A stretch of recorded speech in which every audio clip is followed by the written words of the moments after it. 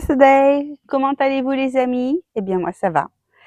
Eh bien ça y est, ça fait déjà pratiquement 6 semaines que j'étais en France et normalement je pars lundi matin. Alors franchement, je croise les doigts parce qu'avec ce qui se passe en Iran, peut-être que mon vol va être annulé, peut-être que je vais être coincée, ce qui sera encore pire.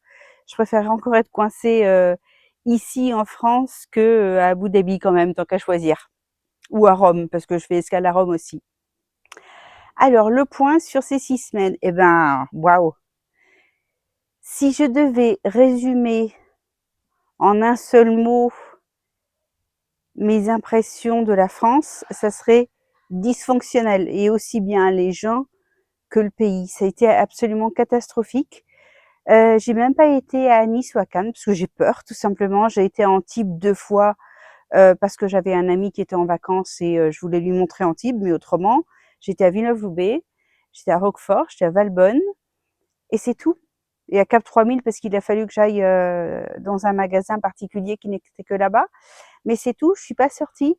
J'ai l'impression d'être entourée de fous qui sont énervés, agressifs.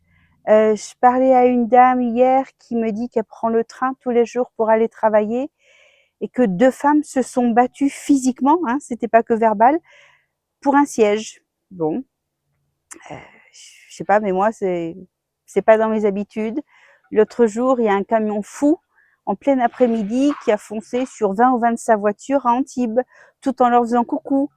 Et il a été prouvé que ce monsieur n'est ni drogué ni alcoolique. Donc, il a fait ça de son plein gré, donc un vrai fou. Euh, Quand on voit les Champs-Élysées qui sont détruits après chaque match de foot, excusez-moi, mais là, j'ai l'impression d'être sur une autre planète. C'est un pays de malades et je suis vraiment contente d'en repartir.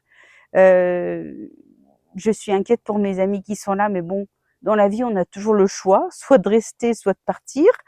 Mais là, c'est juste pas possible, quoi. Ouais, comme je dis, je rentre parce que j'ai une famille.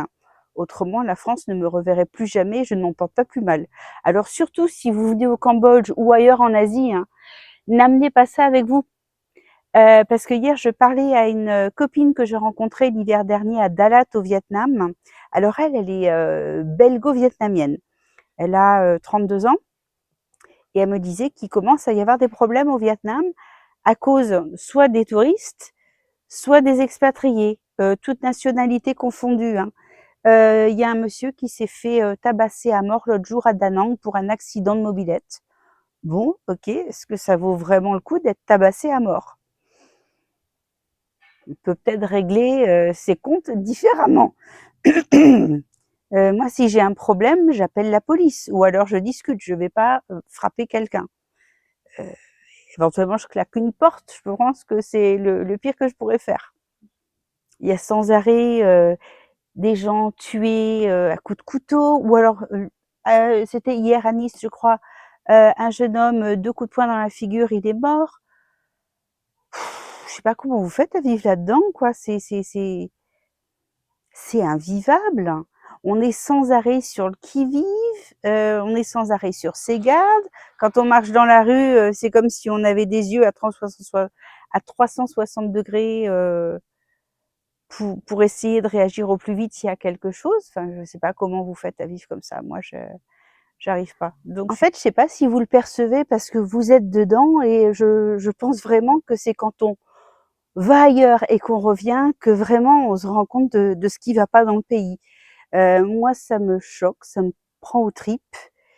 Mais j'ai des amis qui sont complètement dans le déni et qui me disent que je suis folle. Alors, je sais pas, dites-moi ce que vous en pensez dans les commentaires parce que je serais curieuse d'avoir votre avis. J'arrive pas. Donc, je suis contente de retrouver mon Cambodge.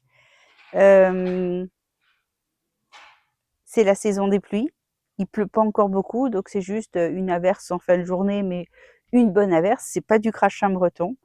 Et bah voilà, je vais reprendre mes activités, mon petit train-train quotidien, mes cours de khmer, mes soirées jeux de société, mon yoga, mon tai chi, bah voilà, comme d'habitude, quoi. La vie est belle là-bas. Allez, je vous donne des nouvelles la semaine prochaine. Je vous souhaite une excellente semaine et je vous dis À dimanche prochain les amis. Bye bye.